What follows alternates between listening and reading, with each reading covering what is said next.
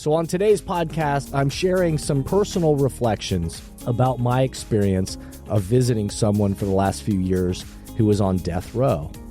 Not only will I share some reflections of the intense feelings of an experience like this, but what that experience continues to teach me about the power of our own thoughts, our mindsets, the stories we tell ourselves, and the impact that the moments have on our experience in our life and our work. And the fact that how we see impacts the reality that we experience. Welcome back to The Thermostat with Jason Barger. If you're currently on a commute, a walk, or just a micro break in your day, glad you're making time to step back, to think, and to reflect on the next steps on your journey. I've never been more convinced the best leaders and team cultures in the world are the ones that make time to step back, breathe in good oxygen, and calibrate their thermostat. I hope today's conversation leaves you feeling grounded and inspired. Now let's dive into today's topic to engage our minds and hearts in order to authentically lead and create compelling cultures wherever we are in the world. Hey everyone, it's Jason, and welcome back to the Thermostat Podcast, wherever you are and however you're coming to the podcast today. Welcome in. So glad you are here. And we are almost at 240 episodes, or maybe we're past it. Who knows? But we're at a lot of episodes. So welcome to everybody who's new to the podcast. So glad you are here. So glad you found this. So glad this continues to grow, spread, all of those wonderful things. Invite you to check out old episodes. So many great topics, micropods. If you were drawn to this podcast, I know there will be episodes that will resonate with you.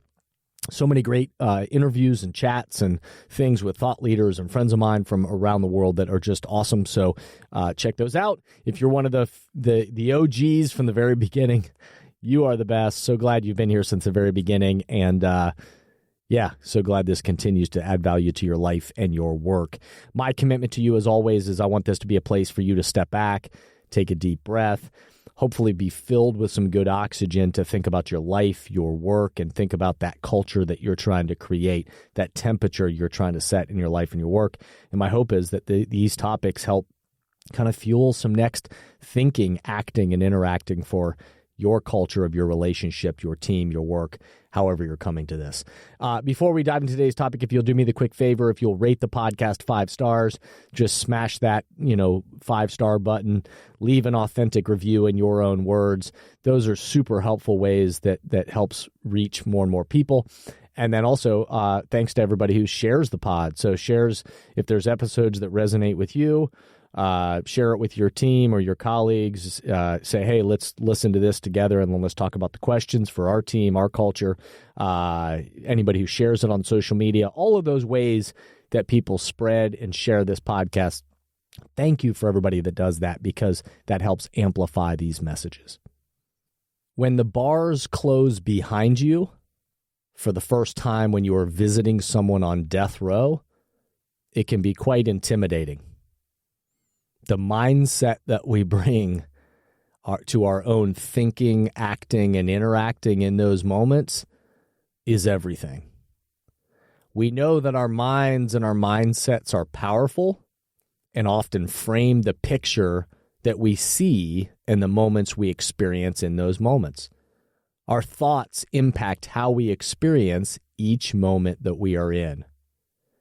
And I continued in my own life to be more and more aware of my own thoughts, my own mindsets, the stories I'm telling myself in my own head, and how they impact the reality of how I experience each moment in front of me. I'm also more aware, and I'm more aware of watching how powerful the thoughts, the mindsets, and stories are, and how they impact the people around me. Family members, friends, and certainly watching the ways in which the thoughts, mindsets, and narratives that we spin impact the leaders, teams, cultures, organizations that I serve. Culture is shaped by the way we think, act, and interact, and it begins in the mind, how we think about what we're here to do, how we make sense of the moments we're in, and how we choose to approach the situation. Our thoughts, our mindset, the stories we listen to in our own heads are powerful. And then how we see the world around us matters. So on today's podcast, I'm sharing some personal reflections about my experience of visiting someone for the last few years who was on death row. Not only will I share some reflections of the intense feelings of an experience like this, but what that experience continues to teach me about the power of our own thoughts, our mindsets, the stories we tell ourselves, and the impact that the moments have on our experience in our life and our work. And the fact that how we see impacts the reality that we experience. But before we dive into today's topic, let's pause, take a quick break, and we'll be right back. Many teams and organizations right now are realizing that they need to do both. They need to engage the minds and hearts of their people in person, where everyone in the room can experience the energy of congregating together and find clarity for the road ahead. And they also need to continue to find ways to engage the minds and hearts of their people virtually, with those who are working remotely or at a distance. So, if you are in the process of planning your next team meeting, company all-hands event, conference, or culture summit, and are looking for support with a powerful keynote speech, facilitated team conversations that are the currency for change, or deeper development on leadership mindset and an intentional strategy for the culture you're trying to create, I hope you'll contact us at jasonvbarger.com, jasonvbarger.com. It is my privilege and our honor to partner with great people to provide support in these areas. We want to breathe oxygen into your leaders and throughout your organization so you can set the temperature you want for your culture. We look forward to connecting with you soon.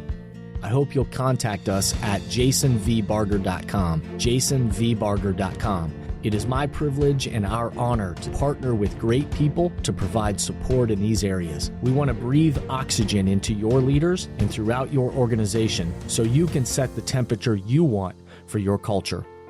We look forward to connecting with you soon. We're talking today about how we see and about the power of thoughts, mindsets, and the stories we tell ourselves and how it impacts what we experience in the world. And we know that culture, of course, you've heard me say this over and over again, culture is shaped by the way we think, act, and interact. And it begins in the mind. How we think about what we're here to do. How we make sense of the moments we're in and how we choose to approach the situation. Our thoughts, our mindset, and the stories we listen to in our own heads are powerful. If you've been a loyal listener to this podcast, that you know we've been talking about emotional intelligence for some time. I did a whole series on emotional intelligence, and we know that emotional intelligence is a phrase, and most people know that terminology, but most don't always know the definition of that. Emotional intelligence is us knowing and recognizing and understanding ourselves and others, and using that awareness to impact our behavioral response. So based on a situation we're experiencing, when we understand how we recognize and understand how we might be feeling in a particular situation, and what do we see, what are we feeling, what do we know about ourselves, but also can we recognize and understand that in somebody else in a given situation? And then based on that awareness, what are the actions that we choose to put into practice to develop that relationship or situation? And so our thoughts, our minds, the stories we tell ourselves, how we see, are powerful. So I promised to share a personal story about visiting somebody on death row, and I'm going to call him Derek. I protect his real name just because I think that's smart to do or fair to do to him. I've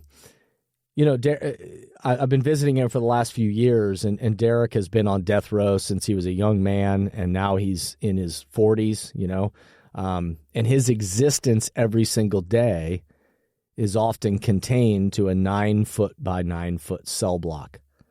Now, as I dive into today and I begin to tell some of these stories, I just want to get this out in front that death row is complicated. I'm not pretending it's not.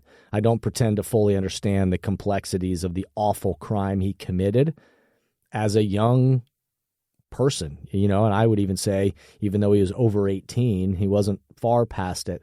And so as a young, kid, but being on drugs and being influenced by gangs early on in his life.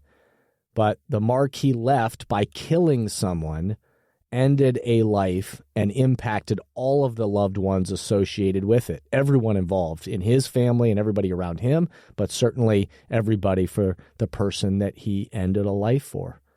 There isn't a day that goes by that I know he doesn't reflect on that and how it has led to the reality of his life being contained to that 9-foot by 9-foot cell block. So I start off this by just recognizing death row is complicated, and I'm not pretending it's not, and I certainly am not entering it with any kind of political stance on death row or anything like that. I'm sharing my experience as a human being.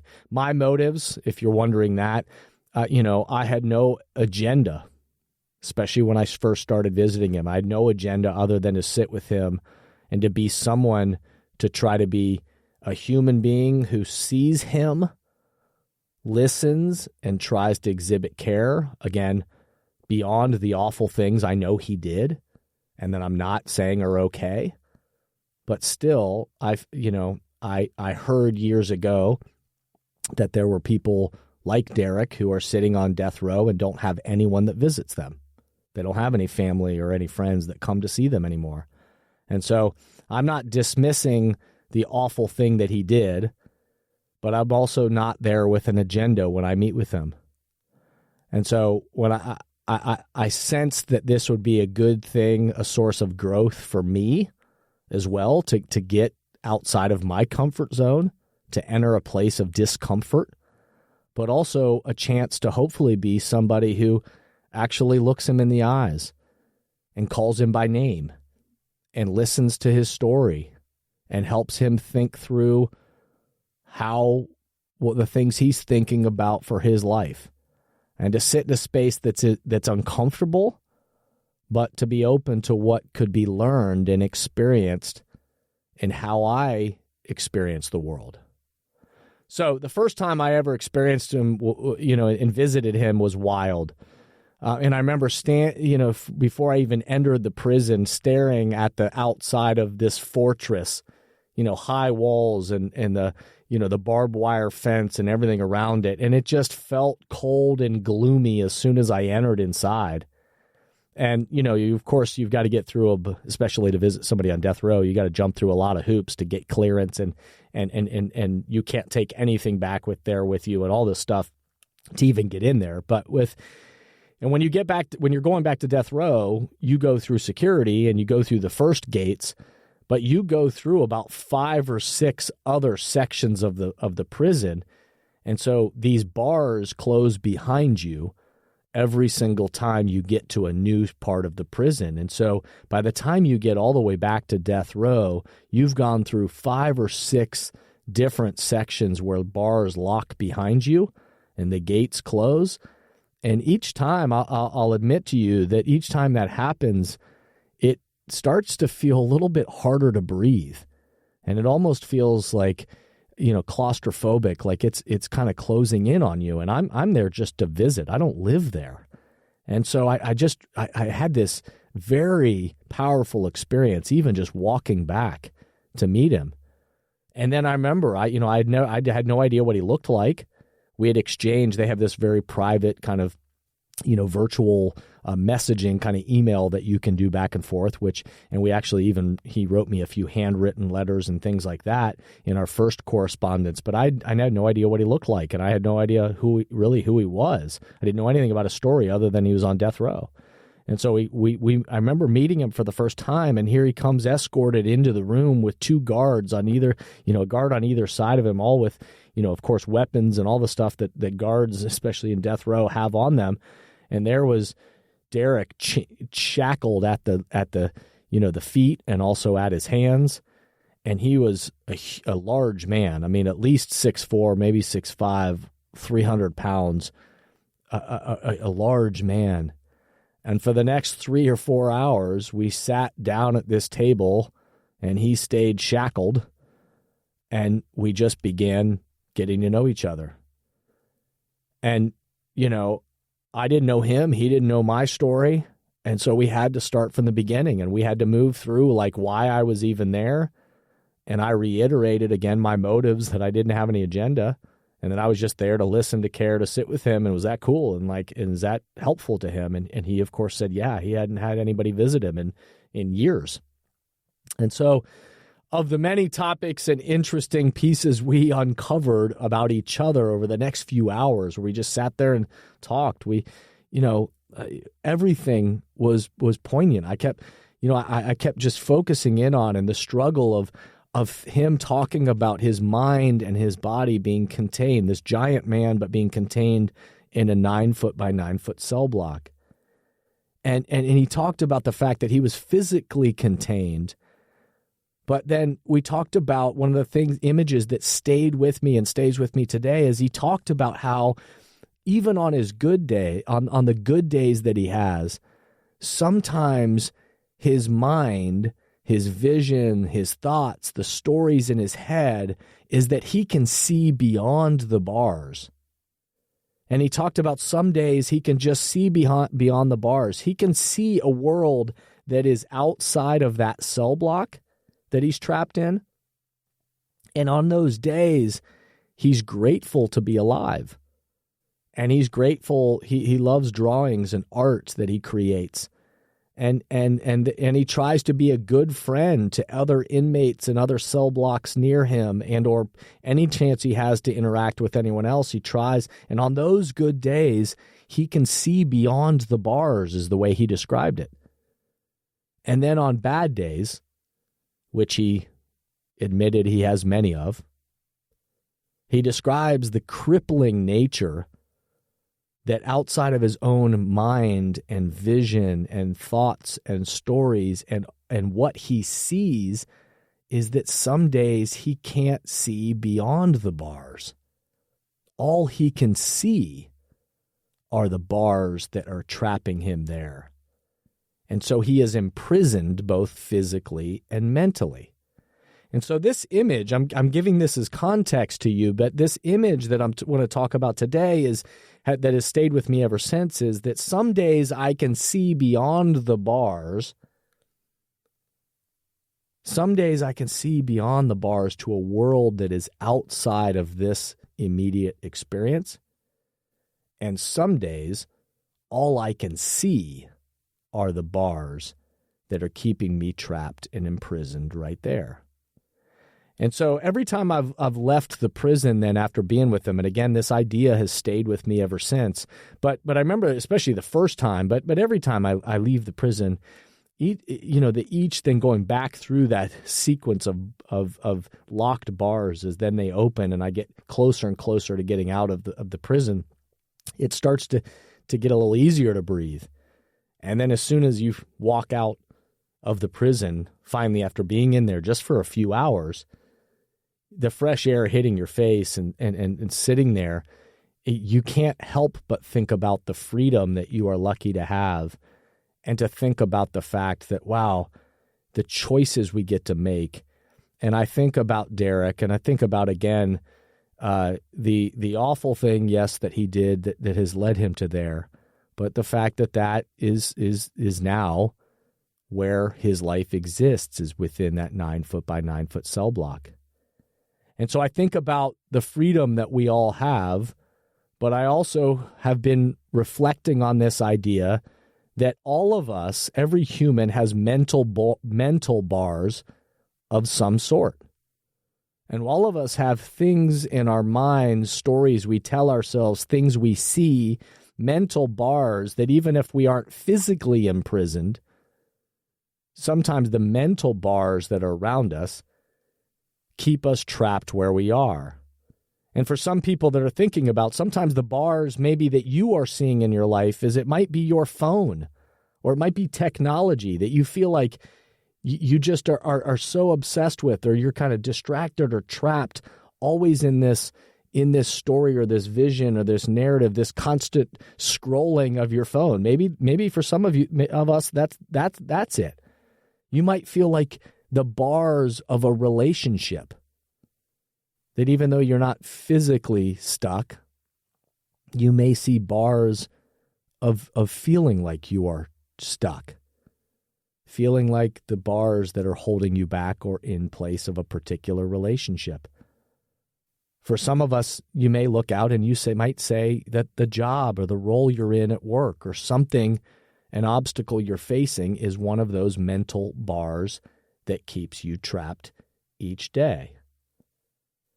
And some days, I'm guessing that for all of us, we can see beyond those bars, whatever those bars are for you. Some days we can see beyond those bars and we can see a world that exists beyond them. And we probably are able to be grateful for that life we have and to make the most of it and to say, what is it I want to go create and do today? But I'm guessing there are other days where it's hard to see beyond the bars, and all we can see are the bars. This image has been powerful for me, and I know that especially at a time in our history and with so much that's happened in the world over the last few years, that so many people with mental health on the rise and things that people are challenged with, I know that this image resonates with a lot of people. And so many people are working through that daily practice of seeing beyond the bars that may exist in their own head, but being able to realize which ones of them are real and which ones of them have they kind of created and that they need to see beyond and or let go of.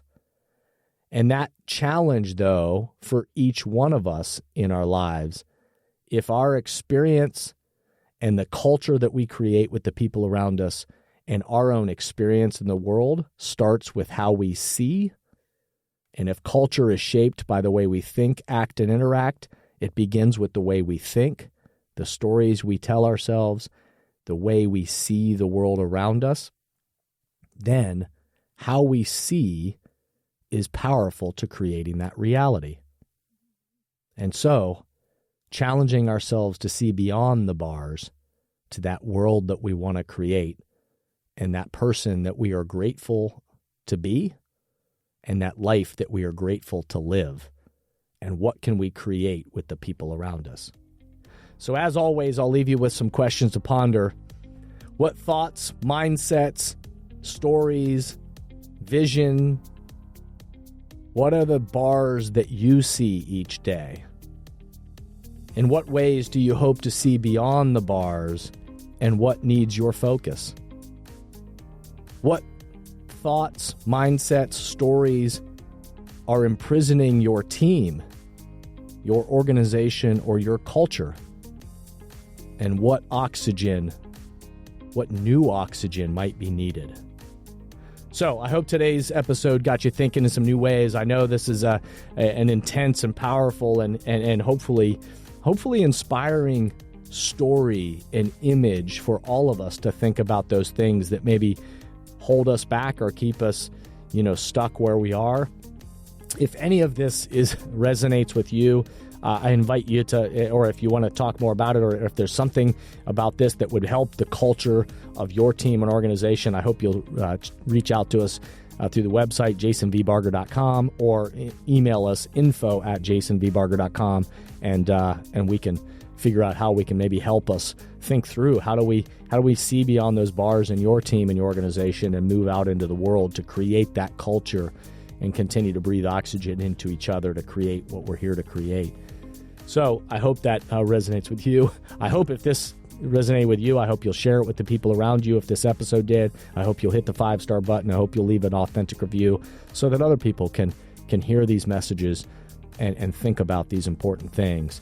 So thank you to everybody who's thinking about the future of the world, the future of leadership, the future cultures we're trying to create, and realizing that the future of all of that is you, is me, is us, and we have a chance to set the temperature that we want, and then to be people that are breathing oxygen into ourselves and to the people around us. So cheers to you, and cheers to everybody in your life and on your path on the path ahead, that is with you on this journey. And I'll just remind you that progress comes from us stimulating and calibrating that thermostat together, and then having the courage to breathe good oxygen into ourselves and others so that we can challenge the way we see the world, and then the response that we show up with action and behavior.